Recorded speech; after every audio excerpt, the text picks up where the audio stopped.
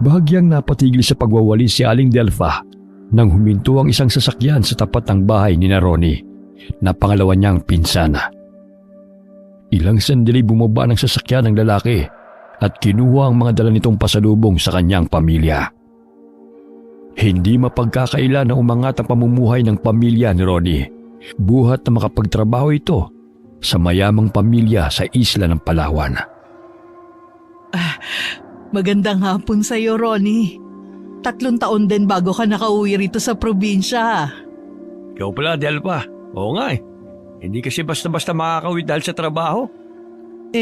Kung sakaling nangangailangan kayo ng kasambahay, baka maaari mo naman ako o si Lucy ang ipasok mo roon. Kailangan ko kasi ng trabaho eh. Lalo na't ang Manong Alberto mo kalalabas lamang ng ospital dahil sa sakit sa puso. Hindi sapat ang kinikita ko sa pagtitinda ng gulay eh. Abay, tamang-tama. Nangangailangan si Senyora ng 2 kasambahay. Pwede ba kami na lamang ni Lucy? Masipag naman ang batang yun eh. O sige ba? Baka rin sumabay kayo sa pagbalik ko. 1 linggo pa naman ako rito. Nako, Ronnie, salamat ha. Hulog ka ng langit sa amin. Hindi na ako mamomroblema sa gamot ng manong mo. Abot langit ang pasasalamat ni Delfa sa pinsana dahil may trabaho nang naghihintay sa kanila ni Lucy. Hindi na niya pinalampas pa ang pagkakataon na humingi ng tulong sa pinsana. Dali-daling pumasok sa bahay si Delfa at masayang ibinalita sa asawa at mga anak ang sinabi ng pinsang si Ronnie. Lucy anak, may trabaho na tayo. Mamamasukan tayo sa mansyon na pinagtatrabahuhan ng tiyo Ronnie mo. Malaking tulong to sa atin, lalo na sa pagpapagamot ng itay ninyo. Paano po yun, Nay? Kung tayong 2 ang magtatrabaho ron, sino nang mag-aalaga kay itay? Nariyan naman ang tiyang amin ninyo. Hindi naman niya pababayaan ng itay niyo at 2 kapatid mo. Sayang din kasi anak ang oportunidad. Sige po, Nay. Ang importante ay tuluyan na pong gumaling si tatay. Agad na inihain ni Lucy ang kanin at ang ulam nilang talbos ng kamote. Maya-maya'y tinawag na niya ang mga kapatid upang sila'y makapaghapunan na. Kapag nakapagtrabaho na kami, makakabili na tayo ng litsyong manok. Ngayon pagtiyagaan na muna natin ng talbos ng kamote, mga anak ha. Sabik na nag-impake ng mga gamit si Delfa. Marahang hinawakan ni Alberto ang kanyang kamay at malamlam ang mga matang tumingin sa asawa. Napangiti si Aling Delfa at hinaplos ang pisngi nito. Buo na ang pasya ko. Malaking tulong to sa atin. Nakikita mo ba ngayon si Ronnie? Hindi ba't katulad din siya natin noon na mahirap? Ngayong malaki na ang bahay nila at may sari-sari store na sa bayan ng asawa niya. Makakaahon din tayo sa kahirapan, mahal. Kapag nakaipon na kami ni Lucy, magnenegosyo na lang kami rito. Hindi lamang ako sanay na mapalayo kayo sa akin.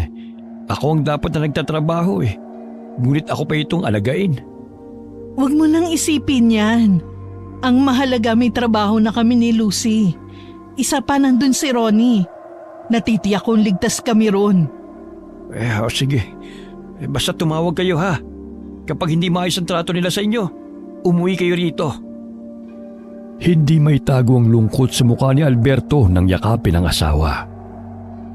Ngunit wala naman siyang magawa, kundi ang payagan na lamang ito dahil hindi naman siya makapagtrabaho dahil bawal sa kanya ang mapagod sanhi ng kanyang sakit sa puso. Habang nagsasampay ng labahin, ay nagulat si Lucy sa biglang pagsulpot ni Darwin sa kanyang harapan dahilan ng kanyang pagkatumba. Ano ba, Darwin? Basta-basta ka na lamang sumusulpot. Aatakihin pa ako sa puso nito eh. Pasensya ka na. Gusto lamang kitang imbitahan sa kaarawan ni Lola sa susunod na Sabado. Sabado? Hindi na siguro ako niyan makakapunta dahil sa Biyernes na ang alis namin ni Inay. Saan naman kayo pupunta?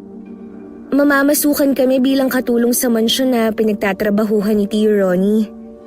Naku, di ibig sabihin yan, hindi na tayo magkikita araw-araw?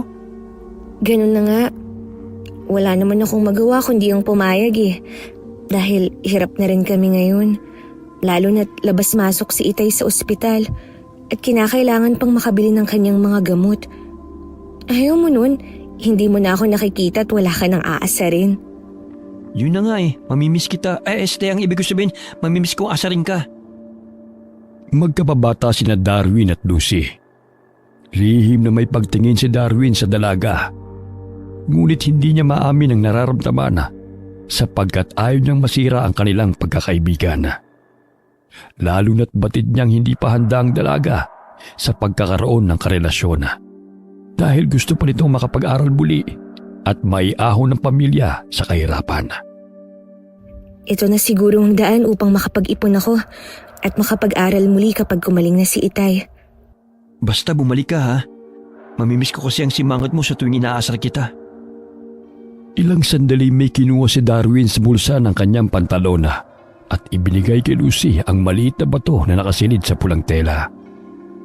Napatingin ang dalaga sa kaibigan dahil sa labis na pagtataka. Ano na naman to? Puro ka talaga kalokohan. Itago mo yan, Lucy. Malaki may tutulungan mo tiyang bato na yan na nagmula sa buboy o cotton tree. Ano naman ang gagawin ko rito? Itago mo yan na mabuti. Proteksyon yan sa panganib. May depensa pang kalahatan. Panlaban sa mga negatibong enerhiya. Lalo na sa aswang at masasamang elemento. Diba sabi mo sa mansyon kayo magtatrabaho? Nasisiguro kung maraming multo ron. Grabe ka naman. Tinatakot mo naman ako Kaya nga binigay ko sa iyo yan dahil alam ko matatakutin ka. Ito pa ang bote na langis. Pahiran mo yan tuwing araw ng Biyernes para lumakas ang bisa ng mutyang yan. Huwag mong ipapahawak o ipapakita sa ibang tao. At huwag mong ihiwalay sa katawan mo. Sige, salamat dito Marami pa akong tatapusing labahin kaya dyan ka na muna. Sumunod si Darwin sa dalaga at tinulungan ito sa pagtitimba ng tubig sa balon. Isang albularyo at manggagamot ang lola ng binata. Kaya't may kakayahan din si Darwin na namana niya kay Lola Perla. Marami rin itong suot na mga anting-anting at agimat na nakukuha pa nilang magpipinsana sa loob ng kagubatan at masisikot na lugar. Mga antingero ang bansag sa kanila ng mga kabaryo. Pagdating ng bahay ay agad na inilagay ni Lucy sa bag na gawa sa abaka ang bato na ibinigay ng kaibigan. Sa palagay niya ay tama si Darwin na kailangan niya yun, lalo na't matatakutin siya sa multo. Katulad na lamang ng kanilang napapanood sa telebisyon na naninirahan sa malalaking bahay. Napasulyap si Lucy sa kanyang likuran nang mapansin ang paglapit ng kanyang ina.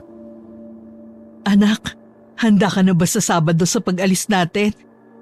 Pagpasensyahan mo muna Kailangan kasi natin ng trabahong yun para sa gamutan ng iyong Itay. Gustuin ko mang makapag-aral ka ngayong pasukan. Pero wala pa tayong budget dun Nasimot na ang lahat ng ipon namin ng Itay ninyo. Ayos lang po, Inay. Marami pa naman pong pagkakataon na makapag-aral muli. Mag-iipon na muna po ako sa ngayon. Maraming salamat anak sa pag-iintindi sa sitwasyon natin ngayon. Sino pa ba ang magtutulungan kundi tayo rin? Batid kong baon na po tayo sa utang. Napaismid na nga po si Tia Winona sa akin kanini dahil wala pa raw sa kalahati ang nabayaran nating utang niyo sa kanya. Hayaan mo na lamang siya. Mababayaran ko rin ang tiya ninyo. Naputol ang pag-uusap ng mag-ina nang marinig ang tinig ni Alberto habang nanonood ito sa telebisyon. Wari naiinis ito, ngunit patuloy pa rin ito sa panonood ng palabas. Lumabas ng kwarto si Delpha at tinanong ang asawa kung napano ito. Oh, ano ba nangyayari? Bakit ka na naman nagagalit? Makakasama sa'yo yan Itong pinapanood ko Talamak na naman ang nawawalang mga tao. Sunod-sunod na balitang kidnapping. Patayin mo na nga yung telebisyon. Mamaya atakihin ka sa puso niyan Sigurado na ba kayong sasama kayo kay Ronnie? Bumabagabag sa kalooban at isip kong balita Yun ang kinakatakot ko, Delpha.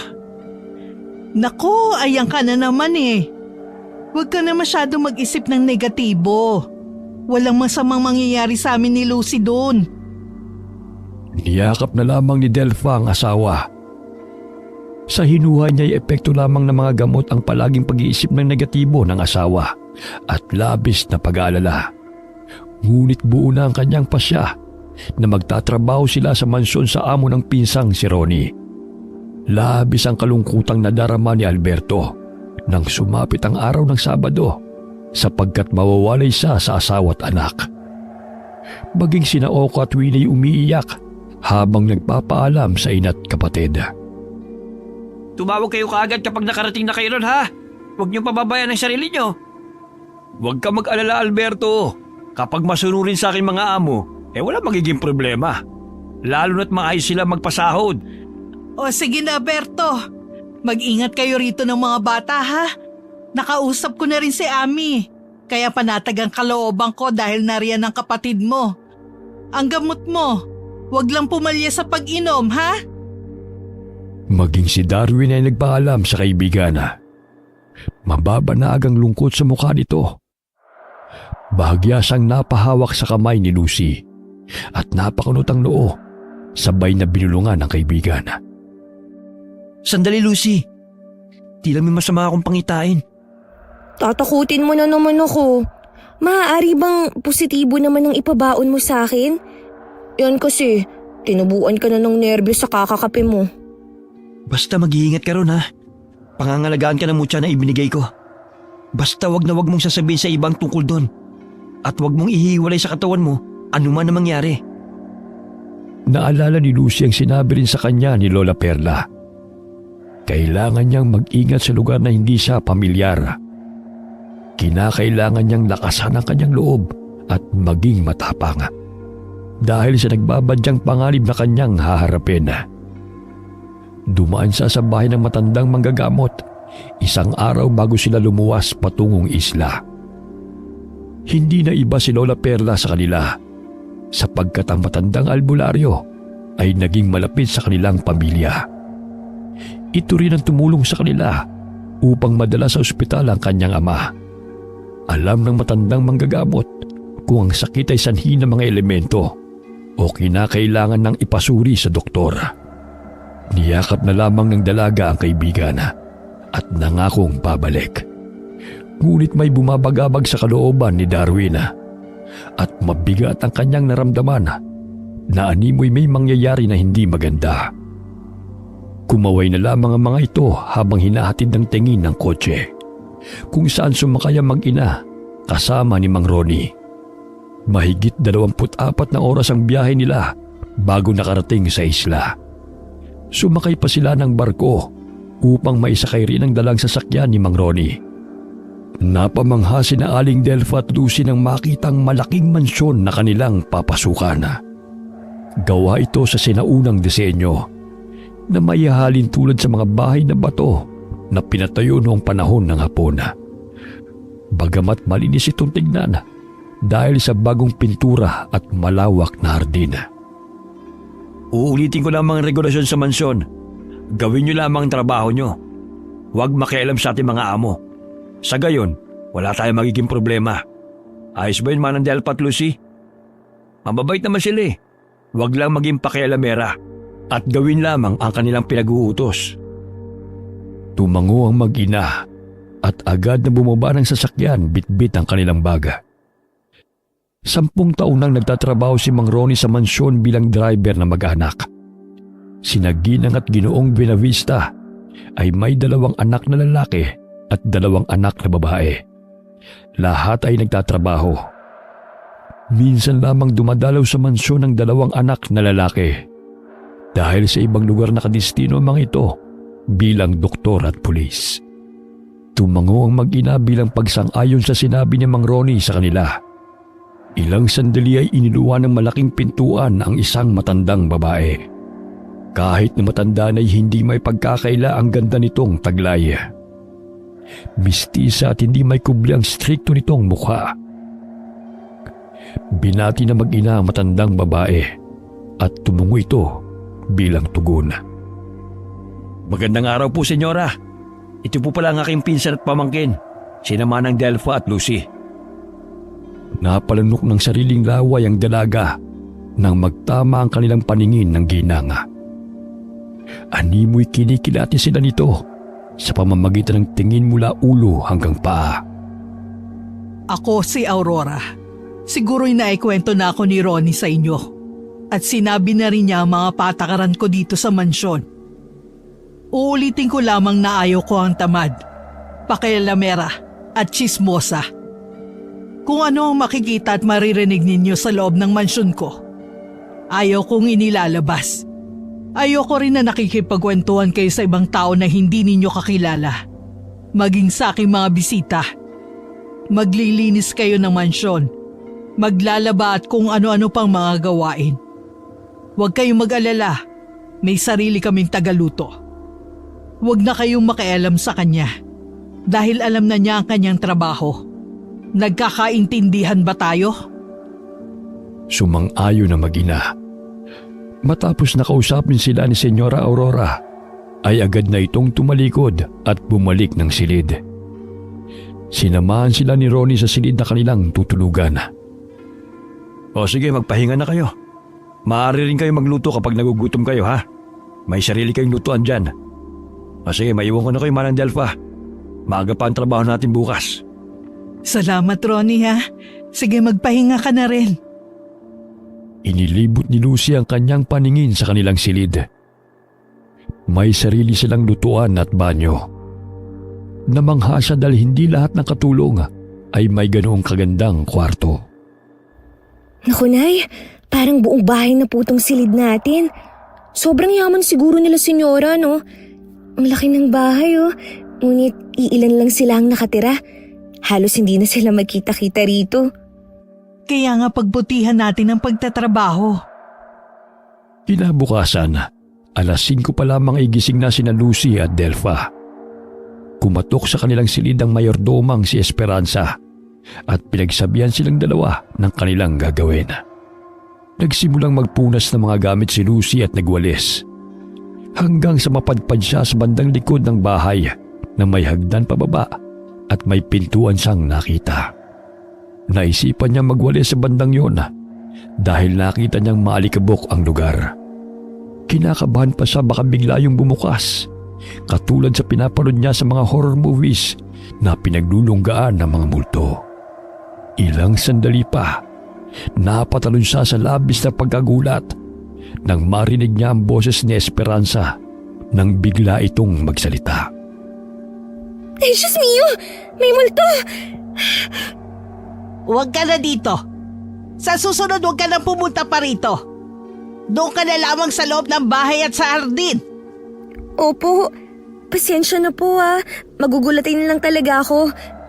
Sige po, doon na po ako sa hardin. Sumapit ang isang linggo na pananatili nila sa mansyon.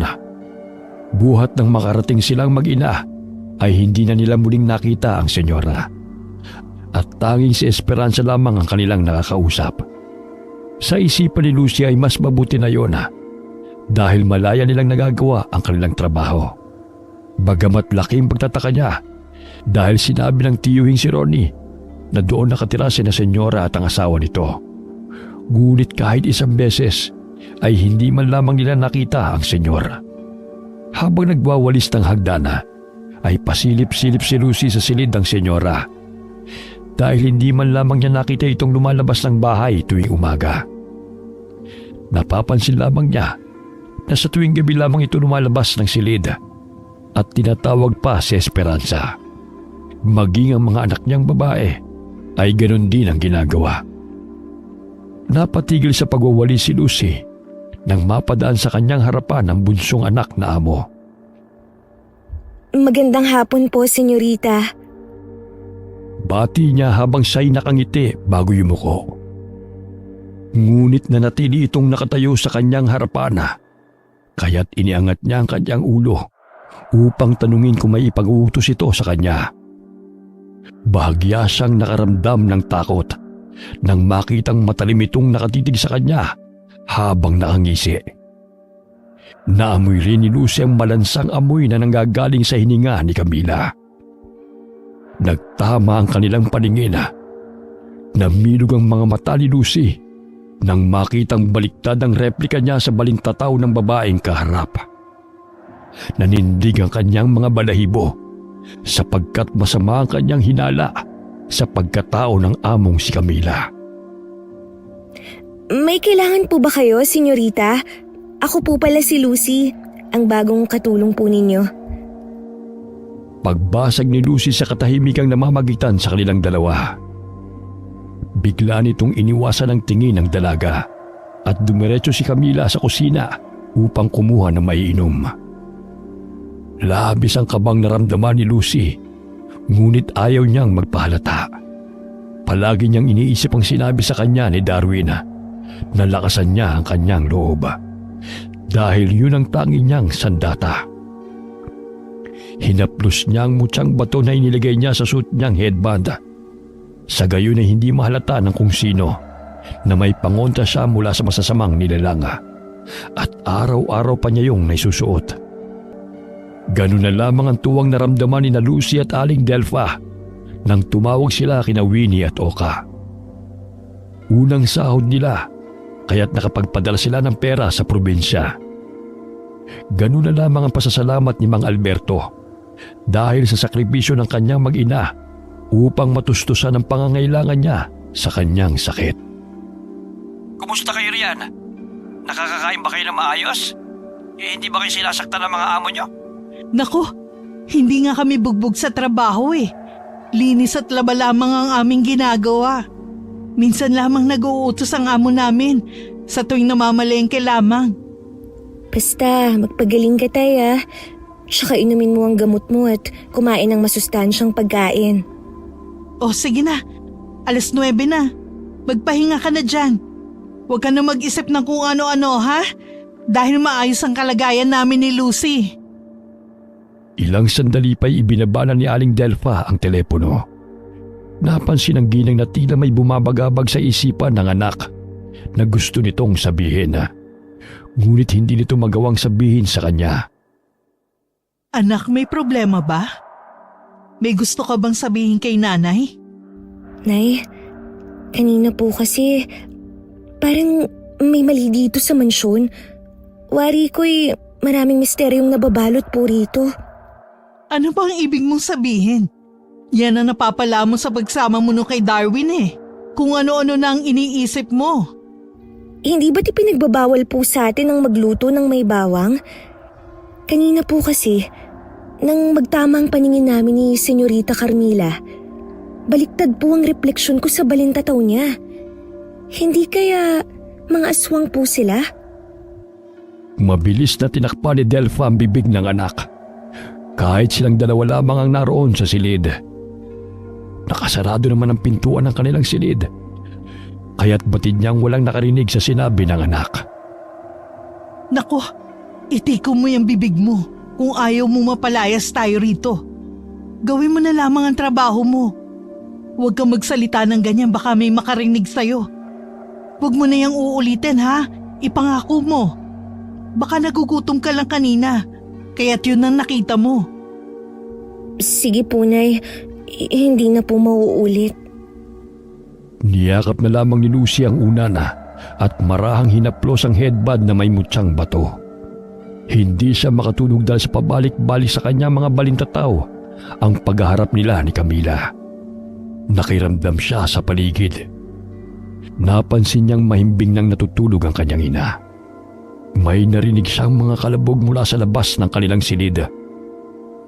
Marahan niyang binuksan ang pinto at sumilip mula sa siwang noon. Napansin niya ang kakaibang tao na mabilis na tumatakbo patungo sa itaas ng hagdana. Kilusot niya ang kanyang mga mata upang makasiguro kung sino o ano yun. Tila kawangis ng asong binalatana, ngunit hubog ng tao na may matalas na mga kuko. Bahagya siyang napapikit at sinaradong mabuti ang pintuan at nanalangin. Diyos ko po, huwag niyo po kaming hayaan ni Inay na mapahamak. Naway iligtas niyo po kami sa masasamang nilalang. Kinaumagahan ay naghanda na si Lucy dahil araw yun ng paglalaba. Hindi naman yun ganun karami, kaya't nagpresenta siya sa ina na siya na lamang ang gagawa nun. Napansin niya ang bahid ng dugo sa damit ng senyora. Alam niyang sariwa pa yun dahil malansa pa ang amoy. Binabad na lamang niya sa tubig na may sabon upang matanggal ang mantsa. Sinabi ni Esperanza sa kanila na may sakit ang senyora. Minsan ay lumalabas ang dugo nito sa ilong, kaya't nababahira ng dugo ang mga damit nito. Ngunit salungat yun sa paniniwala ni Lucy. Hindi na lamang niya pinipilit ng ina na paniwalaan siya dahil magtatalo lamang silang dalawa. Hindi kaya si Aling Esperanza ay isang aswang din? At bakit sila maghahanap ng katulong ngunit hindi aswang na kagaya nila? Naging malaking palaisipan yun kay Lucy. Nagmanman siya sa loob ng mansyon upang tuklasin ang lihim ng kanyang mga amo. Naiisip niya na wala itong katabi mga kabahayan dahil sinadyang pinatayo roon upang walang makaalam ng kanilang tunay na anyo. Sila rin ang naatasan na mamalengke, ngunit walang sangkap na asin, luya at bawang sa listahan dahil ayaw ng senyora sa mga amoy nito sapagkat may allergy siya roon. Araw ng Martes ay may malaking piging na gaganapin dahil 75 kaarawan ni Senyora Aurora. Darating ang 2 lalaki niyang anak at mga kaibigan. Napatampal sa bibig si Lucy nang buksan niya ang bag na pinaglalagyan ng bote ng langis. Bumubula ito at umaapaw ang langis. Nakumpirma niya na marahil ang mga bisitang naroon ay mga aswang rena. Nanginginig ang kanyang mga kamay na isinuot ang headband na may mutsang bato. Lumabas siya ng silid upang tunguhin ang kinaroroonan ng ina dahil pakiwari niya'y nanganganib na rin ang buhay nilang mag-ina. Inayos niya ang kanyang sarili upang hindi siya mahalata na alam niyang lahi ng mga aswang ang naroon. Inilagay niya sa suit niyang damit ang maliit na tansong patalim na binili pa niya sa bangketa nang utusan siyang mamalengke. Kapag namamalengke salitan sila ng ina, hindi sila pinapayagan na lumabas ng mansyon na magkasama. Hinanap niya ang ina, ngunit hindi niya ito nakita sa loob ng bahay. Binabati niya ang lahat ng panauhing naroon na kanyang nakakasalubong. Napansin niya na abala sina Senyora at Esperanza sa pagkipagkwentuhan sa mga bisita. Pasimple niyang tinungo ang kusina ng mansyon kung saan ipinagbabawal silang makapasok doon. Nandilat ang mga mata ni Lucy nang makita sa malaking lamesa ang inihay na lechon na tao. Naninaw niya na hiniwa ng tiyuhin ang hita ng lechon na tao bago nito tagtarin. Diyos ko, ito palang trabaho ni Tio Ronnie dito. Ayokong maging aswang katulad nila. Maging isa sa putahing ihahanda ngayon. Nagulat si Lucy na mabangga niya sa Esperanza. Napansin niyang galit ang mukha nito nang magtama ang kanilang paningin. Anong ginagawa mo rito? Hindi ba tagsabi ko'y doon ka sa labas mag-asikaso ng mga bisita? Paumanhin po, ma'am. Wala na po kasing yelo eh. Eto pong baso, inutusan po kasi ako ng isang bisita na kumuha. Ako na ang kukuha. Hintayin mo na lamang ako rito at bumalik ka na agad doon. Opo, ma'am. Dali-daling lumabas ng bahay si Lucy at bumalik ng hardin kung saan naroon ang mga bisita. Napabuntong hininga siya nang makita si Aling Delfa. Agad siyang lumapit sa ina at mahigpit niya itong niyakap. Oh, ano na naman ba yan, anak? Kita mong abala ko sa pag-aasikaso sa mga bisita. Bigyan mo ng Diyos sa mga bisitang naroon sa mesang nasa dulo. Abay, nanlalamig ka na yata. Magpahinga ka na muna kung pagod ka na. Hindi po. Dahil po siguro sa dinala kong yelo kanina. Halos masuka si Lucy nang makitang takam na takam ang mga bisita sa pagkain ng lechon na tao. Ngunit pinipigilan lamang niya ang sarili upang hindi mahalata ng mga bisitang naroon na alam na niya ang lihim ng kanilang amo. Binigyan ng litsyon ni Ronnie sina Delpha at Lucy, kaya't sabik na kumuha si Delpha sa pinggana. Nay, nakakasama po yan. Alam mo naman ang sakit ni tatay, di ba? Ayoko pong mangyari din sa inyo yun. Paminsan-minsan lang naman to, anak eh. Kaya wag mo na akong pagbawalan. Eto na lang pong saging ang kainin nyo para maganda sa kalusugan. Pag nakatikim kayo niyan, baka araw-arawin nyo ang litsyon. Ay, o sige na nga. Hindi na ako kakain. Ikaw talagang bata ka. Naging abala sa pagsasayaw ang mga bisita. Kinahiligan ni Senyora Aurora ang ballroom, kaya't naaliw ang mga bisita sa panunood sa kanya at nagsayawan na rin. Lihim na pinuntahan ni Lucy ang basement kung saan siya pinagbabawalan ni Esperanza na maglinis. Dahan-dahan siyang nagkubli sa mga halaman upang marating ang naturang lugar. Pinihit niya ang siradora ng pinto. Sa pagkakataong yun ay nabuksan niya yun. Sinilip niya kung anong nasa loob ng silid. Naninaw niyang nakaupong matandang lalaki na kumakain ng sariwang laman ng tao. Nakakadena pa ito habang takam na nilalantakan ang pagkain. Tila namanhid ang buong katawan ni Lucy sa nasaksihan. Napalingon ang matandang aswang sa kanya at nanlilisik pa ang mga mata na gusto siya nitong aabutin. Marahan niyang sinarado ang pinto at bumalik sa mga bisita. Bukas ang gate kaya may pagkakataong makatakas si Lucy. Ngunit nawawala na naman sa kanyang paningin ang ina. Kaya't bumalik na naman siya sa loob ng mansyon upang hanapin ito. Nakita niyang abala ito sa pag-aasikaso sa mga bisita. Ilang sandali tinawag niya ang ina at pasimple niya itong hinila patungo sa gate. Ngunit nanlumo siya nang biglang sumarayon at wala na silang pagkakataon na makaalis sa mansyon. Alam ni Lucy na ang naging handa ay laman ng tao. 9:00 pa lamang ay natapos na ang pagdiriwang at nagsiuwian na ang mga bisita.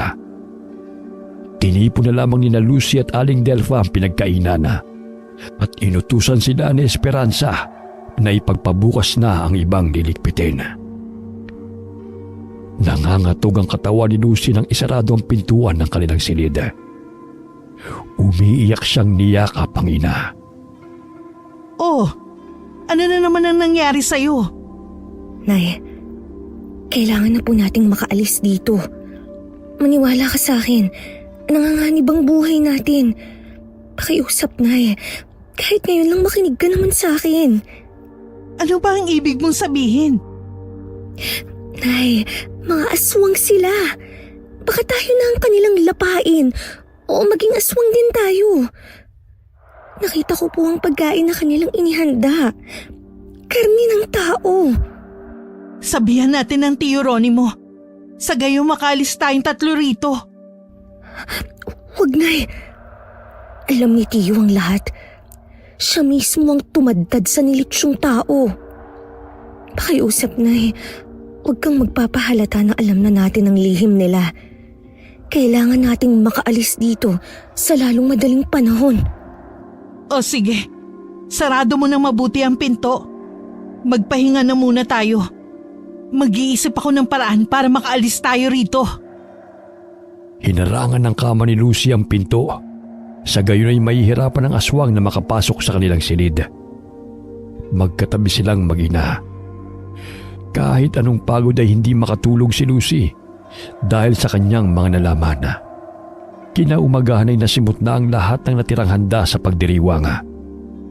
Tanging ang mga hugasin na lamang ang naroon. Nagluto ng sariling pagkain ng mag-ina at hindi kumain ng mga inihanda sa pagdiriwang. Ang dahilan nila ay hindi sila sanay kumain ng karne at natatakot silang magkasakit sa puso. Kaya puro gulay at isda na lamang ang kanilang kinakain. Ang dahilan kung bakit normal na tao ang kinukuha nilang kasambahay ay upang hindi matunton o sundan ng mga kalaban ng mga aswanga ang tinitirhan ng pamilya ni na Senyora Aurora. Dahil inuutusan nila ang mga ito sa pamamalengke o anumang gawain na may kinalaman sa paglabas ng bahay. Isang araw ay nagpaalam sina Delpha kay Esperanza na uuwi sila ni Lucy ng probinsya dahil nagkasakit si Winnie. Ma'am, uuwi sana kami ni Lucy ng probinsya. Kahit 3 araw lang kami roon. Kailangan kasi ko ng anak ko eh. At si Lucy sasama sa kanyang ama sa pagpapacheck up sa doktor. Oh, bakit 2 pa kayo? Di ba pwedeng ikaw na lang at maiwan dito si Lucy? Wala nang maglilinis sa mansyon kung magkasama kayong umalis. Kailangan po kasi kami ng anak at asawa ko eh. Ikaw ay papayagan na makauwi. Ngunit si Lucy ay mananatili rito. Ipapahatid na lamang kita kay Ronnie. Maluha-luha ang mga matang sinulya pa ni Delpha ang anak. Ngunit mahigpit siyang hinawakan ni Lucy sa kamay. Agad na tumalikod si Esperanza at tinungo ang kusina. Ayos lang yun, Nay. Kaya ko ang sarili ko. Tsaka mas mabuting ikaw ang umuwi dahil kailangan ka ni Tatay. Pero anak, natatakot akong iwanan ka rito. Parehong mga nganib ang buhay natin kung hindi ka aalis dito. Magtiwala ka sa akin, Nay. Kaya ko po ang sarili ko. Patawarin mo ko anak ha. Dahil ako ang dahilan ng ikakapahamak mo. Nay, wala po kayong kasalanan. Sige na, mag-impake na kayo. Sa gayon ay magkikita na rin kayo ni Tatay. Pinahid ni Lucy ang mga luha sa pisngi ng ina. Mahigpit niya itong niyakap at tinulungan sa pag-iimpake ng mga gamit. Ilang sandali pa'y narinig nila ang busina ng kotse. Hudyat na dumating na si Ronnie na susundo kay Delpha. Lumabas lang silid ang mag-ina at nagpaalam sa isa't isa. Bumalik sa gawain si Lucy nang tuluyan ng umalis ang ina. Mangyak-ngyak siya habang naglalaba. Lingid sa kanya ang kaalaman na may matalim na mga matang nakasubaybay sa kanya. Gagawa ko ng paraan upang makaalis sa lugar na to. Sambit ng dalaga sa kanyang isipan. Hindi siya makapaniwala na kapalit ng malaking halaga ay naging kasapi ng lahi ng mga aswang ang tiyuhing si Ronnie. Matindi ang hinala ni Lucy na ang mga napapabalitang nawawala ay mga taong inihahain sa hapag ng mga aswang sa tuwing may pagdiriwang. Natigil ang malalim niyang pag-iisip nang tawagin siya ni Esperanza. Gusto siyang makilala ni Johnson na pangatlo sa anak ni Senyora Aurora. Matikas ang pangangatawan nito at mahigit sa 30 na ang edad. Magandang araw sa iyo. Ikaw pala ang bagong kasambahay rito. Lucy ang pangalan mo, hindi ba? Ilan taong ka na? 18 po, sir. Good. Nasa tamang edad na. Nice meeting you, Lucy. Napakunot noong dalaga sa kanyang narinig sa sinabi ng amo. Mapakla siyang napangiti sa lalaki nang mapansin ang malagkit nitong tingin sa kanya. Sige po. Maaari na po ba akong bumalik sa paglalaba? O sige. Basta pag napagod ka, magpahinga ka, ha? Tumango ang dalaga at bumalik sa mga labahin. Hindi niya mawari ang kabang naramdaman. Sabay pinapanalangin na makauwi ng ligtas ang kanyang ina. Nag-aalala na si Lucy dahil hindi sumasagot ang ina sa kanyang tawag. Nagri-ring lamang ang cellphone, ngunit walang sumasagot. Mahigit 30 oras matapos umalis ng mansyon at sa palagay niya ay malapit na ang ina sa kanilang lugar. Napatayo siya nang marinig na may tumutulog mula sa mga mayayabong na halaman daan patungo sa basement. Labis ang kabang naramdaman ni Lucy. Pigil ang kanyang pag-iyak nang makumpirmang cellphone yun ng kanyang ina. Naalala niyang siya mismo ang naglagay ng cellphone sa bag ng ina bago ito umalis. Dali-dali niyang tinawagan si Oka upang tanungin kung dumating na ang kanilang ina sa kanilang bahay. Halos binuhusan ng malamig na tubig si Lucy nang sabihin ng kapatid na hindi umuwi ang ina at tanging ipinadalang pera lamang ang nakarating sa kanila. Naputol ang pag-uusap ng magkapatid nang biglang hablutin ng mayordoma ang cellphone. Oras ito ng pagtatrabaho. Hindi oras ng pakikipagchismisan. Pakiusap po. Ibalik niyo muna yung cellphone. Gusto ko lang pong malaman kung nasa na si inay. Hindi ba't hinatid siya ni Ronnie? Baka na traffic lang yon. Hindi po dumating si nanay doon. Sigurado po ako. Itinago ni Lucy ang cellphone ng ina sa kanyang uniforme upang hindi yun makuha ni Esperanza. Iniwan siya ni Esperanza habang patuloy siyang umiiyak. Inaabangan ni Lucy ang pagdating ng tiyuhin sa mansyon. Ilang sandali pa'y bumukas ang gate at iniluwano ng kotse sa kayang tiyuhin at si Johnson. Pagbaba pa lamang ng kotse, tinanong na kaagad ni Lucy si Ronnie. Tiyo, inihatid mo ba si nanay sa sakayan ng barko? Abay oo, bakit mo naman itanong? Sinungaling ka!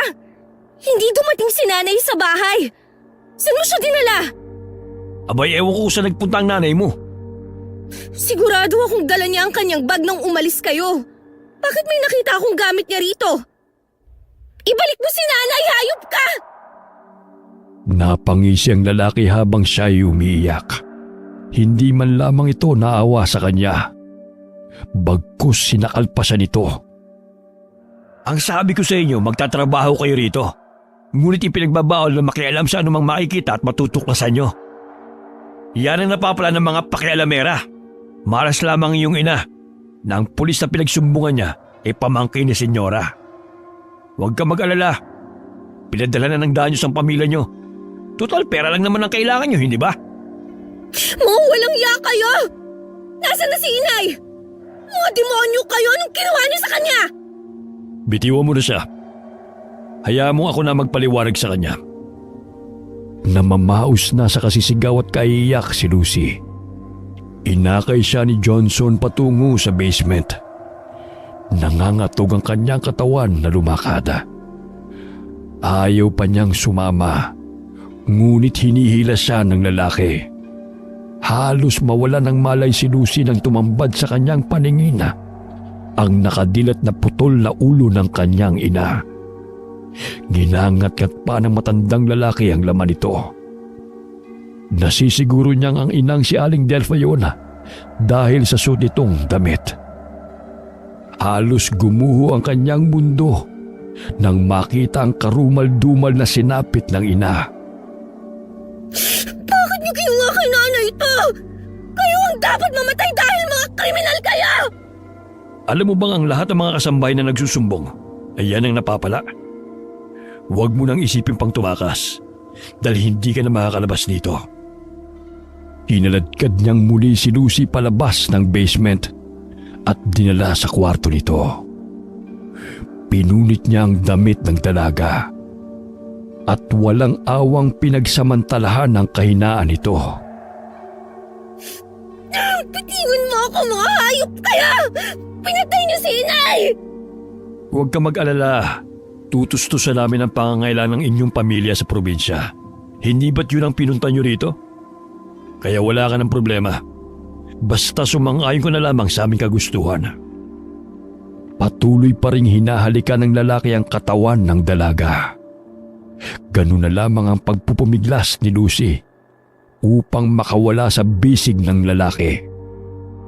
Hindi kita itutulad sa nanay mo. Baswerte ka nga dahil natipuhan kita. Bigyan mo lamang ako ng maraming anak upang dumami ang aming lahi. Ayoko! Pitigon mo ako! Demonyo ka! Pakawalan niyo ako rito! Tulong! Mawawalan ka lamang ng boses sa kasisigaw. Wala pa rin makakarinig sa'yo. Kung ako sa'yo, Ilaan mo na lamang ang iyong lakas sa gagawin natin. Kinapa ni Lucy ang headband sa kanyang ulo. Hindi na niya yun suot. Kaya't ganun na lamang ang kanyang kagustuhan na makawala sa lalaki dahil hindi na siya makatakas sa kahayupan na gagawin ito sa kanya. Malakas na suntok sa sikmura ng dalaga ang pinakawala ni Johnson. Dahil patuloy pa ring nanlalaban si Lucy. Unti-unting nanlabo ang kanyang paningin. Ilang sandali nang hina siya at nawalan ng malaya. Patuloy na pinagnasaan ni Johnson ang sariwang katawan ni Lucy. Masaya niyang ginagawa ang kahalayan sa dalaga dahil birhin pa ito. Sa dinami-daming babae na kanyang nakasiping, si Lucy lamang ang birhena na siyang katuparan sa kanyang inaasam-asam. Kahit walang malay ang dalaga, ay patuloy ang indayog ng katawan ng lalaki. Tila wala itong kapagurana. Malakas ang ungol na pinakawalan nito nang marating niya ang tugatog ng kanyang kahalayan. Akin ka lang. Hinding-hindi ka na makakaalis pa rito. Nagbihis siya bago lumabas ng silid. Pinagsabihan niya sina Ronnie at Esperanza na huwag sasaktan si Lucy. Siguraduhin lamang na hindi ito makakalabas ng mansyon. Karaniwan sa mga babae, matapos na pagnasaan ni Johnson, ay pinauubayan niya ito sa kanyang mga kalahi. Ngunit sa pagkakataong yun, ay naging espesyal si Lucy sa kanya.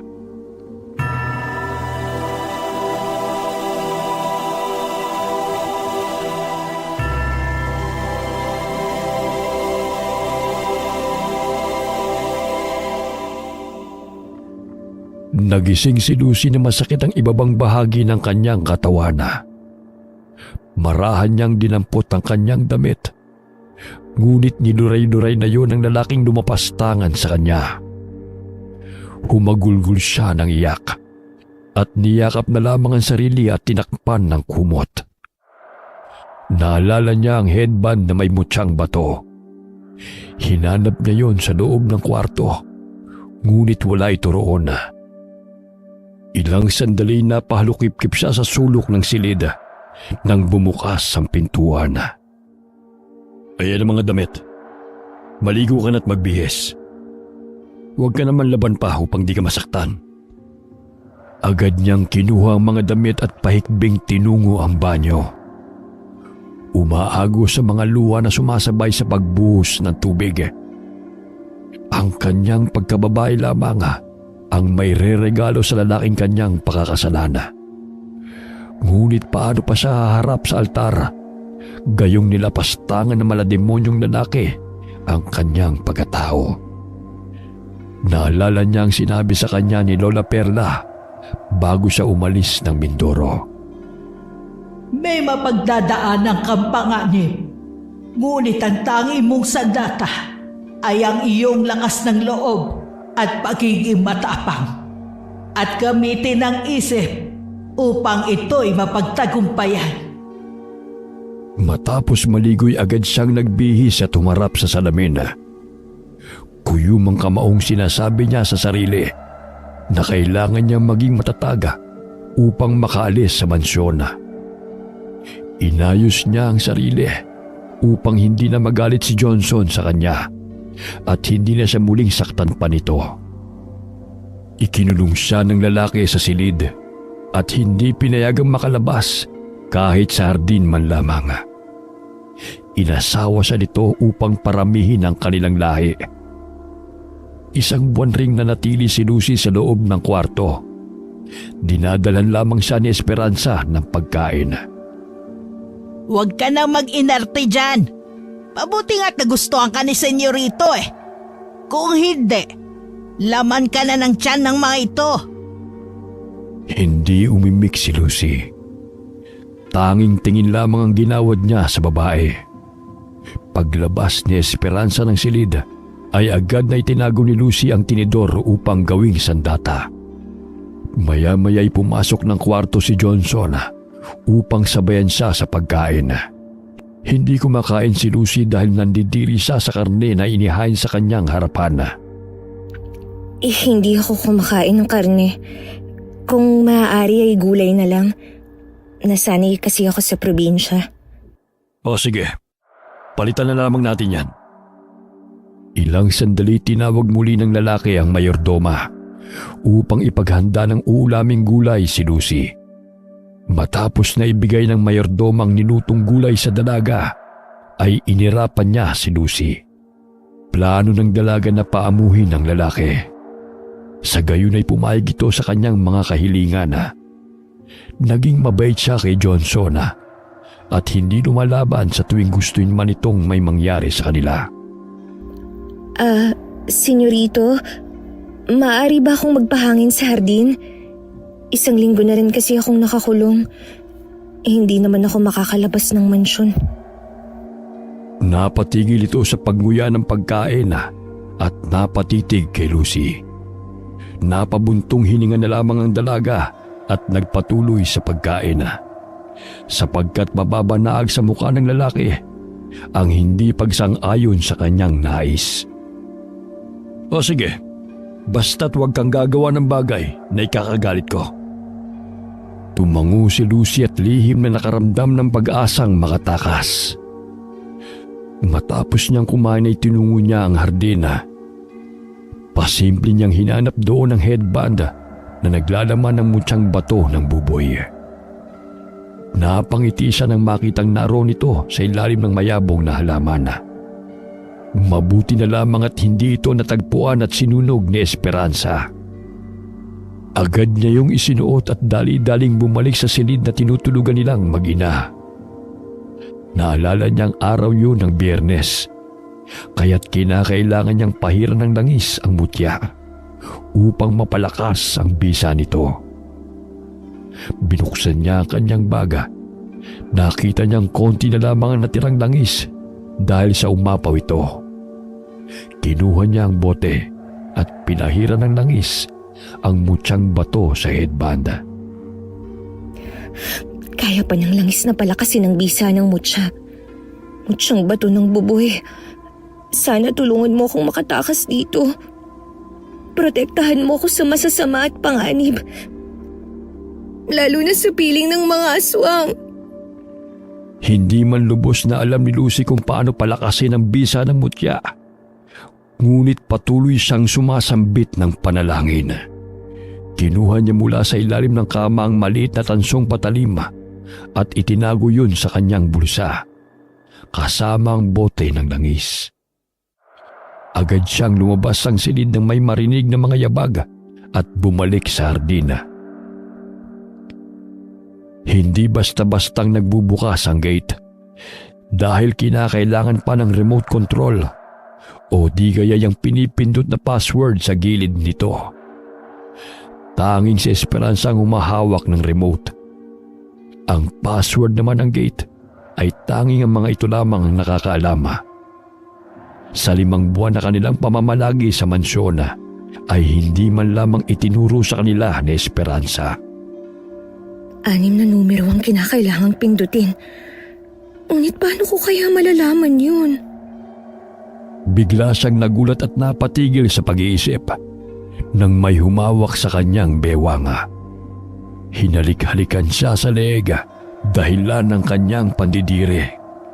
Gusto niyang lumayo at sampalin ang lalaking gumagawa noon sa kanya. Subalit pinipigilan niya ang sarili upang hindi makagawa ng ikakagalit ng lalaki. Hinila siya nito sa kwarto at doon na naman ginawa ang kahalayan sa dalaga. Yan ang gusto ko, mabait at masunurin. Kalimutan mo na ang iyong pamilya. Tanggapin mo nang dito ka nararapat sa mansyon kasama ang aming lahi. Nanginginig ang mga kamay ng dalaga at gusto niyang saksakin ang lalaking nakadagan sa kanya. Ngunit hindi naman niya magawang makalabas ng mansyon dahil hindi niya mabuksan ang gate. Nangingilid ang mga luha sa kanyang mga mata at nagpatialod na lamang sa ginagawa ng lalaki sa kanyang katawan. Sumagi sa kanyang isipan ang mukha ni Darwin at ang pang-aasar nito sa kanya. Pinanghahawakan niya ang pangako sa kaibigan na siya'y babalik ng probinsya. Gusto kong bumuo ng pamilya kasama ka. Sa dinami-daming babae na aking nakasiping, ikaw ang kakaiba sa lahat. Gusto kong magkaroon tayo ng maraming anak. Natameme si Lucy sa sinabi ni Johnson na sinisigurado nito na hindi na siya makakalabas ng mansyon. Ngunit kinakailangan niyang linlangin ng lalaki. Magtataka ang pamilya ko sa probinsya kung puputulin mo ang ugnayan ko sa kanila. Lalo na ang pagpapadala ng pera. Ang alam nila maayos ang kalagayan namin dito. Sakaling wala silang natatanggap na pera buwan-buwan, magtataka at mag-aalala ang mga yun. Yun lang ba ang problema mo? Huwag ka mag-alala. Dodoblein ko ang binibigay mo sa kanila. Basta't maging masunurin ka lang sa akin. At huwag mong tatangkay na tumakas. Dahil hindi ako magdadalawang isip na patayin ka. Tumango ang dalaga at napangiti ng pilit. Hinalikan siya ng lalaki sa noo bago ito bumangon at nagbihis. Huwag ka mag-alala. Sinabihan ko na si Esperanza na ipagluto ka ng iyong nais. Nakakausap ko na rin ang aking mga magulang at kapatid ng tungkol sa atin. Kaya walang makakagalaw sa iyo rito bukod sa akin. Hindi ba nila ako papatayin? Kagaya ng ginawa nila sa ibang mga bihag? Ikaw ang napili kong maging asawa. Kaya walang sino man na makakapanakit sa iyo. Pagmamay-ari na kita. Naiintindihan mo ba? Hindi makatulog si Lucy dahil sa lalim ng kanyang iniisip. Itinago niya ang maliit na tansong patalim sa lumang florera na naroon sa kanyang silid. Tumayo siya sa bintana at inilibot ang mga mata kung saan maaari siyang makadaan. Mataas ang pader, kaya't imposibleng makaakyat siya roon. Tanging sa entrance at exit na gate lamang siya makakadaan. Kabilugan ng buwan. Naalala niyang araw yun ng Biyernes, kaya't taimtim siyang nanalangin habang nakatingin sa bilog na buwan. Diyos ko, tulungan niyo po akong makatakas rito. Hindi ko man po alam kung paano. Naway bigyan niyo po ako ng lakas ng loob at talas ng isipan. Mutyang bato na ipinagkaloob sa akin. Sana'y protektahan mo ako sa mga masasamang nilalang. Napapaluhang sambit ni Lucy. Ilang sandali napatampal siya sa kanyang bibig nang makitang may dalawang aswang na lumapit sa gate at binuksan yun. Lumabas sa mga ito. Batid ni Lucy na ang mga babaeng kapatid ni Johnson na mga yun na siyang nambibiktima sa Karatig baryo. Naaninaw rin niya si Ronnie na pumasok sa loob ng mansyon na may daladalang sako na may bahid pa ng dugo. Maging ang tiyuhin ay pumapatay ng tao upang dalhin sa mga matatandang among aswang. Mahimbing na natutulog si Johnson kaya't naisipan niyang bumaba ng mansyon at tignan ang numerong pinindot ng dalawang aswang. Nagbabaka sakali siyang may iniwan itong mga bakas. Lalabas na sana siya ng kwarto nang biglang naramdaman niyang kumilos ang lalaki. Bakit gising ka pa? Patulog ka na. Magbabanyo lang ako. Naiihi kasi ako Napapikit si Lucy dahil munti ka na siyang mahuli ng lalaki sa kanyang pagtakas. Bahagya siyang napaupo sa banyo at maluhaluhang napasubsob sa kanyang mga palad. Maya-maya'y pinahid niya ang kanyang mga luha at bumalik sa kanilang higaan. Maagang nagpaalam si Johnson sa kanya dahil may trabaho pa ito sa bayan. Ang aswang na katulad ng mga ito ay nakikisalamuha kasama ng mga tao. May mga pangontra mga ito upang itago sa mga albularyo at manggagamot ang tunay nilang pagkatao. Maliban na lamang sa mga magagaling na albularyo ay wala silang takas. ang kanilang mataas na posisyon sa gobyerno ay siyang dahilan kaya naikukubli nila ang krimen na kanilang ginagawa. Napapabilis ang kanilang pagpatay ng mga tao upang gawing pagkain ng kanilang lahi. Hindi na ganun karami ang kanilang angkana dahil ang iba'y natuntunan ng mga maalam na mga babaylana. Kaya't ganun na lamang ang kanilang pag-iingat na manatili ang lihim ng kanilang angkana. Kung hindi madadala sa pera, ay kinikiti nila ang buhay ng sino mang sasalungat sa kanilang kagustuhan. Karamihan sa kanila ay profesional, katulad ng doktora, pulis, sundalo, politiko at iba pang nagtatrabaho sa gobyerno.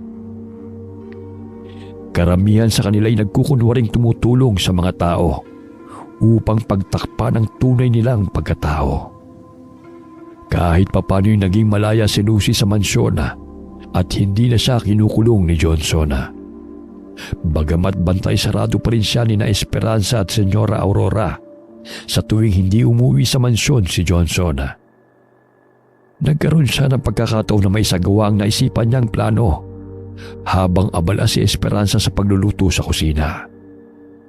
Kumuha siya ng pulbo at dahan-dahang tinungo ang gate at inihipan niya ang pulbo sa kanyang palada patungo sa mga numerong pipindutin bago bumukas ang gate. Nang mapansin niyang papalapit si Esperanza sa kanyang kinaroroonan, ay dali-dali siyang tumabi sa mga halaman at kunwari nagagandahan siya sa mga bulaklak. Kung iniisip mo makakalabas ka ng gate, mamumuti lang ang mga buhok mo. Hindi mo malalaman ang password niyan. Kaya wag mo nang pangarapin pang tumakas. Hindi naman ako tatakas eh.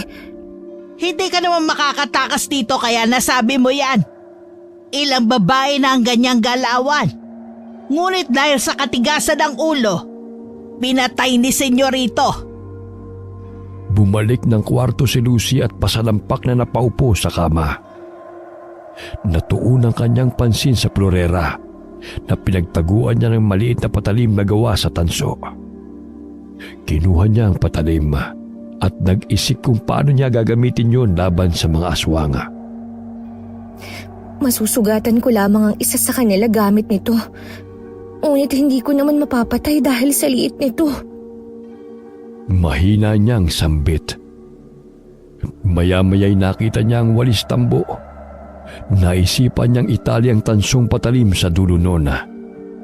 Maging ang ngipin ng tinidor ay kanyang pinausli at itinali rin sa patpat ng walis. Ayan, pwede na to. Tingnan ko lang kung hindi pa kayo masaktan dito. Hindi man ako makatakas. Ngunit sisiguraduhin kung isa sa inyo ay mapapatay ko. Hindi ako papayag na hindi ko maipaghiganti ang ginawa ninyo kay inay. Ilang araw na hindi nakauwi si Johnson sa mansyon. Kaya't tinawagan nito si Esperanza na ilak muli ang kwarto kung saan naroon si Lucy dahil baka makatakas ito. Pinihit ni Lucy ang siradora ng pinto. Ngunit hindi na niya yon mabuksan. Namutawi ang pagkainis sa kanyang mukha. Ilang sandali pa'y bumukas yun at bumungad sa kanya si Esperanza. O heto ang pagkain mo. Hinabilin ni Senyorito na bawal kang lumabas ng silid hanggat hindi pa siya dumarating.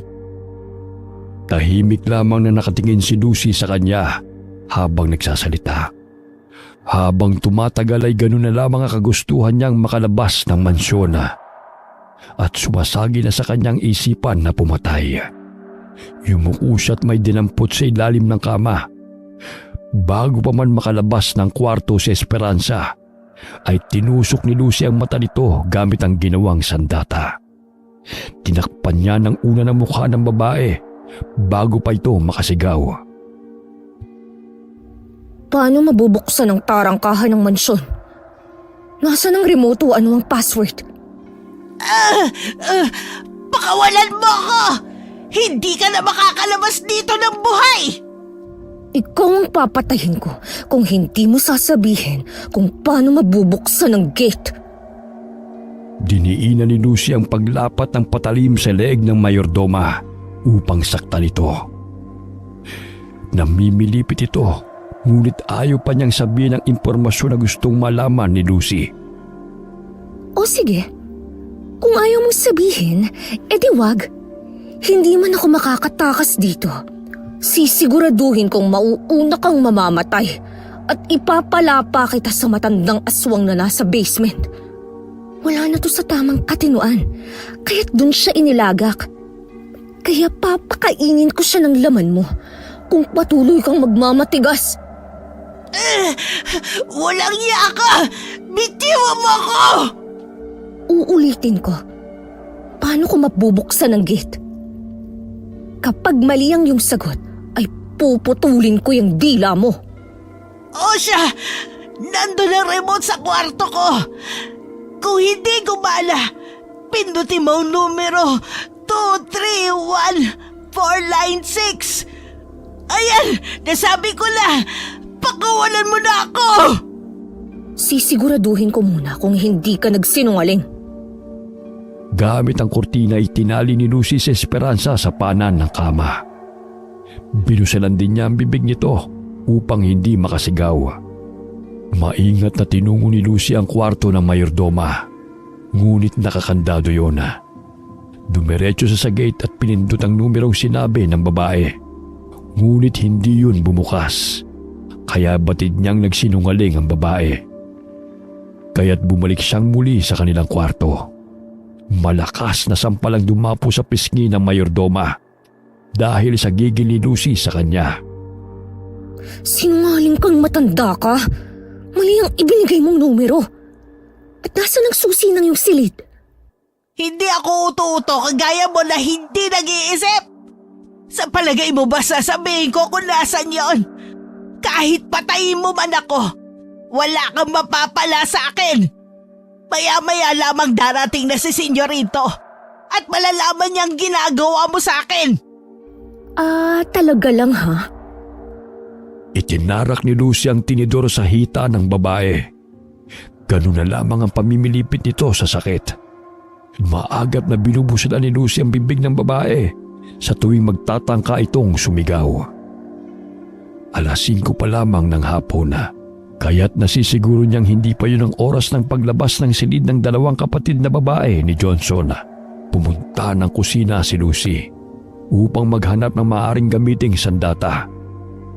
Wala siyang nakitang patalim. Batid niyang itinago yun ni Esperanza, maliban na lamang sa 2 posporo na nakapanya sa ibabaw ng kabinet. Nakaagaw rin ang pansin ng 2 tangke ng gasol na ginagamit sa pagluluto. Binuksan niya yun at planong sunugin ang mansyon kapag nakalabas na siya. Tinanggal niya ang pulbura sa bawat posporo at inilagay sa siradora ng pintuan ng silid ni Esperanza. Agad niya yung sinindihan. Ilang sandali pinihit niya ang siradora at nabuksan niya yun. Hinanap niya sa bawat sulok ng silid ang remote ng gate. Hanggang sa natagpuan niya yun na nakasilid sa isang kahon. Napangiti si Lucy at nagmadaling lumabas ng kwarto. Akmang pipindutin na niya ang remote nang bigla siyang tawagin ni Senyora Aurora. Lucy, nakita mo ba si Esperanza? Kanina ko pa siya hinahanap. Hindi po, senyora. Kapag nakita mo siya, sabihin mo sa kanya, napuntahan ako sa aking silid. Opo, makaaasa po kayong ipagbibigay alam ko sa kanya. Itinago ni Lucy ang remote sa bulsa ng kanyang bestida upang hindi yun mahalata ng amo. Dumidilim na rin kaya't kinakabahan siya na baka malaman ng mga kapatid ni Johnson ang nangyayari kay Esperanza. Pinindot niya ang remote at bahagya itong bumukas. Ngunit naunsami ang kanyang pagtakas nang biglang hablutin sa kanya ni Camila ang remote. Ibigay mo sa akin yan! Ngunit mapaklang napangisi ang babae at walang imik na siya'y sinabunutan. Bagamat lumaban si Lucy sa pananakit ni Camila sa kanya, sinabunutan rin niya ang babae at iniuntog-untog pa ang ulo nito sa dingding. Akala mo ba'y hindi ako lalaban sa'yo? Ha? Namilog ang mga mata ni Lucy nang biglang humaba ang dila ni Camila at biglang nagbago ang anyo nito bilang aswang. Ang bunsong anak ang pinaka-agresibo sa magkakapatid. Animoy sintu-sinto katulad ng kanilang ama. Maliksing nakaiwas si Lucy mula sa pagsugod ng aswang na si Camila. Dahil sa ingay na kanilang nilikha, ay bumaba ng hagdan sina Senyora at ang kapatid nitong si Luisa. Anong nangyayari dito? Bakit kayo nag-aaway na dalawa? Bahagyang napatigil ang Senyora sa pagsasalita nang malanghap ang amoy ng gas na pumapaloob sa mansyon. Hindi man ako makalalabas dito ng buhay. Ngunit sisiguraduhin kong sama-sama tayong mamamatay. Isang sindi ko lamang nito. Chuck, sasabog tayo rito! Bitiwan mo yan! Anong gusto mo? Pera? Hindi mababayaran ng salapi ang buhay ng aking ina! Ang ipaglapastangan niyo sa pagkatao ko! Ang pagkitil ng buhay ng mga inosenteng tao! Dahan-dahang pinulot ni Lucy ang remote na tumilapon sa sahig habang ang isang kamay nakahawak sa posporo. Akmang lalapitan siya ni Camila. Subalit na idikit niyang muli ang kahon ng posporo sa 2 piraso ng stick nito. Sige! Lumapit kayo! Kung gusto niyong sumabog tayong lahat dito! Pinindot ni Lucy ang remote at agad yung bumukas. Patras siyang lumabas ng mansyon at mabilis na tumakbo palabas ng gate. Ngunit bago pa siya tuluyang nakalabas ay sinindihan niya ang posporo at inihagi sa loob ng mansyon. Dahil sa fumes na kumalat sa loob ng mansyon, ay mabilis ang pagkalat ng apoy. Ganun na lamang ang pagkabigla ng mag-iina sa ginawa ni Lucy. Napasubsob si Lucy sa lupa dahil sa malakas na impact ng siya'y tumilapon. Nadidinig pa niya ang humihingi ng tulong ang mag-iinang aswanga dahil sa natupok ito ng apoy. Yan ang nababagay sa mga demonyong katulad niya! Dapat din na iparana sa inyo ang kawalangyaan na ginawa niya! Ilang sandali ay may narinig siyang kotseng paparating. Kaya't agad siyang bumangon at tagkubli sa mayayabong na halaman na nakapalibot sa mansyon. Nangangatog ang katawan ni Lucy habang nagtatago. Nagkaroon siya ng sugat sa paa dahil sa kanyang pagtakbo at hindi na namalayan na naapakan niya ang nakausling bato. Napansin ni Johnson ang mga patak ng dugo sa lupa. Batid niyang may nakatakas mula sa nasusunog na mansyon. Gumapang si Lucy palayo upang hindi siya maabutan ng lalaki. Subalit inutusan nito si Ronnie na hanapin ang nagmamay-ari ng dugo na pumatak sa lupa. Lucy, ikaw ba yan? Lumabas ka! Hindi kita sasaktan! Patuloy na sinusundan ng lalaki ang bakas ng dugo na kanyang nakikita sa lupa. Hanggang sa mapadpad siya sa kasukalan. Nakapa ni Lucy ang sanga ng kahoy, kaya't nanginginig ang kanyang kamay na hinawakan niya yon. Bigla siyang nagulat nang may humawak sa kanyang balikat at tumakip sa kanyang bibig. Namilog ang kanyang mga mata nang tumambad sa kanyang paningin si Darwin. Shh! Lucy, ako to si Darwin. Huwag kang lumikha ng ingay. Malapit lamang sila. Mahigpit na niyakap ni Lucy ang kaibigan dahil sa labis na tuwa. Inalalayan siya ni Darwin na tumayo at dahan-dahan silang lumakad palayo sa nasusunog na mansyon. Ngunit sunod-sunod na putok ang kanilang narinig nang makita sila ni Johnson. Kaya tumakbo sila ng matulin patungo sa loob ng kasukalan. Akala niyo ba'y makakatakas kayo? Sisiguraduhin kong pagbabayaran mong ginawa mo sa aking pamilya, Lucy! Naninaw ng dalawa na nagpalit ng anyo si Johnson. Animoy malahalimaw ang kawangis nito na mayahalin tulad sa asong walang balahibo. Nagbabaga ang mga mata at nagkaroon ng matatalim na mga kuko at nakausling ngipin. Paano mo ako natuntun? At bakit ka narito? Nag-aalala si Mang Alberto sa inyo dahil hindi na kayo tumatawag. May kapatid si Lola Perla na naniniraan sa karatig baryo dito sa Palawan. Kaya naisipan namin bumisita. Pagkakataon na rin hanapin kung nasaan ka. Sa tulong ng aking gabay, natuntun kita. Darwin, wala na si nanay. Pinatay nila. Mga lahi sila ng aswang. Huwag ka nang umiyak. Baka marinig pa tayo ng aswang.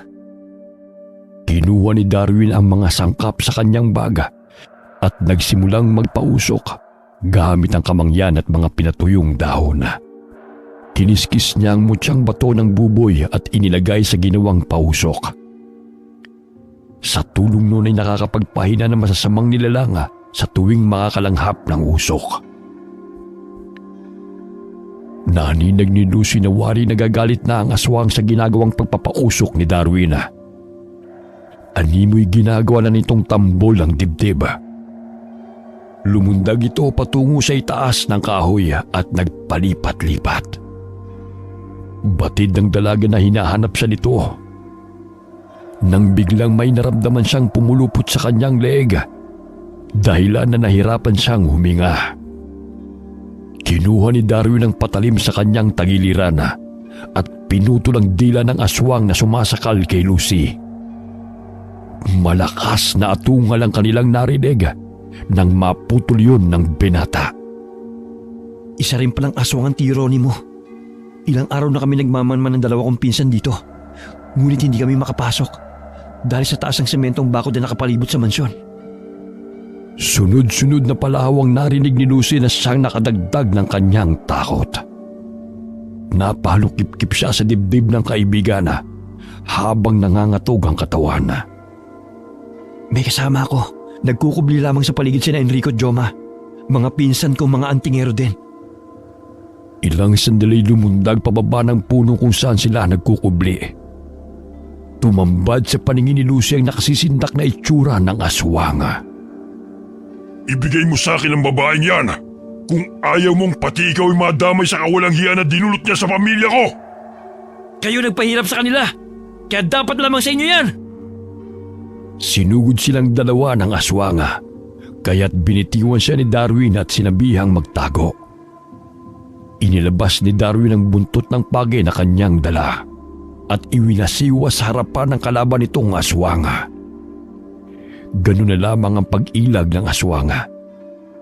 Inilabas nito ang mahaba niyang dila at pinulupot sa paa ng binata.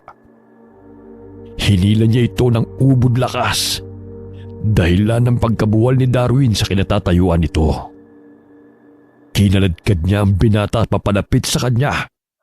Subalit maagap na sinaksak ni Darwin ang gilang humihila sa kanya, kaya't nabitiwan siya nito.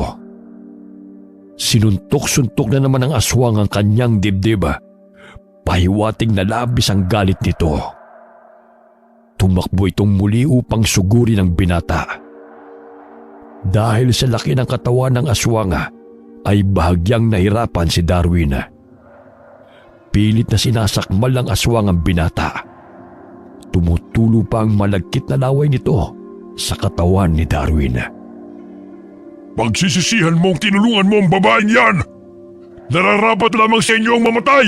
Mga alipin! Kung may mamamatay man sa ating dalawa, ikaw yun! Samahan mo ng iyong pamilya sa impyerno at hayaan mong mamuhay si Lucy na masaya kasamang mahal niya sa buhay! Walang sasaya! Hindi ako papayag na mabuhay pa ang traidor na babaeng yan! Isasama na kita! Nagulat ang aswang nang may malakas na bagay na humampas sa kanyang ulo. Bitiwan mo siya! Walang yaka! Tumayo ang aswang at sinakal si Lucy. Binitin siya ng aswang pataas. Nararamdaman pa niyang lumalapat ang matatalim nitong mga kuko sa kanyang leeg, kaya't habol-habol ang kanyang paghinga. Akmang dudukutin niya ang laman loob ng dalaga, subalit mabilis na napigilan ni Darwin ang kamay nito. Paulit-ulit na sinaksak siya ng binata sa likod gamit ang tansong patalim. Unti-unting lumuwag ang pagkakasakal ng aswang sa dalaga at bumagsak ito sa lupa. Maya-maya'y may dalang pinatulis na kawayan si Joma at itinarak yon sa bandang puso ng aswang. Nagtulungan na magpinsa na diinan ang pagsaksak ng kawayan sa dibdib ng aswang upang masiguradong mamatay ito. Sumuka ito ng dugo bago bumulagta sa lupa. Naaninaw ni Lucy na kinakaladkad ni Enrico ang isa pang aswang. Batid niya na yun ang tiyo Ronnie niya. Hindi ako makapaniwala na ligtas na ako. Maraming salamat sa inyo, Darwin. Kung hindi kayo dumating, marahil patay na ako ngayon. Labis ang tuwa ng niyakap ng dalaga ang kaibigan habang umiiyak. Ilang sandali pa'y may narinig silang tunog ng bumbero. Umalis na tayo rito bago pa may makakita sa atin. Hayaan mo na lamang na sila makatuklas sa mga aswang na to. Nilisan nila ang lugar na yon. Tila nabunutan ng tinik sa dibdib si Lucy dahil nabigyan niya na ng hustisya ang pagkamatay ng kanyang ina. Hindi niya sukat akalain na mangyayari yon sa kanila. Dahil sa matinding pagod ay nawala ng malay si Lucy habang tinatahak nila ang daan patungo sa bahay ng nakababatang kapatid ni Lola Perla. Isa rin itong manggagamot at kumadrona. Nang makarating sa bahay ay agad niyang inihiga si Lucy sa banig. Awang-awa siya sa kaibigan dahil sa sinapit nito. Nilinis niya ang katawan ng dalaga gamit ang maligamgam na tubig at bimbo. Alam kong matapang ka, kaya't nagawa mo yon. Namiss kita, mahal kong Lucy. Napaluha ang binata habang pinupunasan ang mukha ng kaibigan. Hinalikan niya ang kamay nito at pinisilpisil ang palad ng dalaga. Ilang sandali nagising si Lucy at nakaramdam ng pananakit ng tiyan. Maya-maya'y dinugo siya kaya tinawag ni Darwin si Lola Minda. Pinulusuhan nito si Lucy at nakumpirmang nagdadalang tao ito. Ngunit may posibilidad na makunan ito dahil sa dami ng dugo ang lumalabas mula sa dalaga. Upang matigil ang pagdurugo ay pinainom ng katas ng dahon ng arukaw si Lucy. Ilang sandali pa'y nakaramdam ng ginhawa ang dalaga at nakapagpahinga. Alam kong gutom ka na rin. Kumain ka muna. Nagdugo ako para mainitan yung tiyan mo. Sinubuan ni Darwin ang kaibigan. Matapos kumain ay nagpalit ng damit si Lucy na pinahiram sa kanya ni Lola Minda. May mga pera at alahas pa sa bulsa ng pinagbisang damit nito na natagpuan ng binata. Nakuha yun ni Lucy na pagmamayari ni Esperanza. Hindi niya napansin na nailagay niya sa bulsa ang alahas at mga pera nito sa sobrang pagkataranta. Kinabukasan, ibinalita sa telebisyon ang nangyaring sunog sa mansyon. Ngunit naging laman ng balita ang natagpuang bangkay ng 2 aswang malapit lamang sa mansyon. Naging saksi ang mga bumbero na siyang nagresponde sa sunog. Hindi man makapaniwala ang mga ito, ngunit kitang-kita nila kung paano nagbago ng anyo ang mga natagpuang bangkay ng mga aswang bilang tao pagsapit ng umaga. Nakumpirma na ang driver na si Ronnie at ang hepeng si Johnson na natagpuang patay. Naging palaisipan sa mga tao kung sino ang pumaslang sa mga ito. Nalaman ni Lucy na siya'y nagdadalang tao.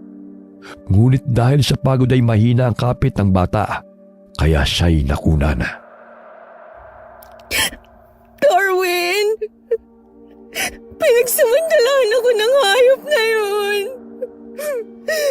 Mawawala silang puso. Maging si Tio Ronnie, nagawang patayin si nanay. Huwag mo nang isipin yun. Ang mahalaga nakaligtas ka. Ang tapang mo nga eh. Noon takot ka sa multo. Ngunit aswang pa pala makakasagupa mo. Ito ang headband. Dito ko nilagay ang mutya na binigay mo. Siguro, nakatulong to dahil hindi ako natulad sa iba na basta-basta na lamang pinapatay. Sinamahan ko ng panalangin sa may kapal na iligtas niya ako sa kapahamakan. Oh, ligtas ka na. Makakasama ka na namin. Kapag malakas ka na, uuwi tayo ng Mindoro. Alam kong sabik na ang iyong itay at mga kapatid na makita ka. Maraming salamat sa inyo, Darwin. Sa pagligtas niyo sa akin. Niyakap muli ni Lucy ang kaibigan. Noon pa man ay panatag na ang kanyang kalooban na ito ang palaging kasama. Umuwi ng probinsya sina Darwin at Lucy. Mangiyak-ngiyak niyang niyakap ang ama't kapatid at sinabing patay na si Aling Delpha dahil sa naganap na sunog.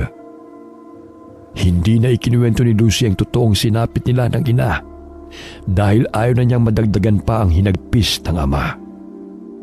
Kasalanan ko kung bakit nangyari ito sa inyong inay.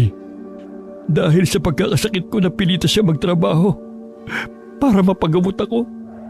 Wala po kayong kasalanan, Tay. Kahit sino, hindi gugustuhin ng magkasakit. Mahal ka namin, kaya kusang loob kaming nagtrabaho. Kaya wag na wag mong sisisihin ang sarili mo sa pagkawala ni Nanay. Dahil alam namin kung gaano mo siya kamahal. Mahigpit na niyakap ni Alberto ang larawan ng pinakamamahal na asawa. Niyakap siya ng mga anak upang maibsan ang labis nitong kalungkutan. Isinanla ni Lucy ang mga alahas na kanyang nakuha sa mayordoma at ginamit ang malaking halaga ng pera upang magsimula ng negosyo na pangarap ng kanilang ina. Nagtitinda ng manok at gulay sina Lucy sa palengke. Nagkaroon sila ng maraming suki dahilan na makapag-ipon siya at makapag-aral muli. Naging magkasintahan sila ni Darwin. Suportado ng binata ang pangarap ni Lucy na makapagtapos sa pag-aaral. Kung kaya't sinasamahan niya si Mang Alberto sa pagtitinda sa palengke upang hindi lubusang mapagod ang ama. Masakit man ang pinagdaanan ng pamilya ni Lucy, ngunit pinilit nilang makabangon mula sa pagkakalugmok.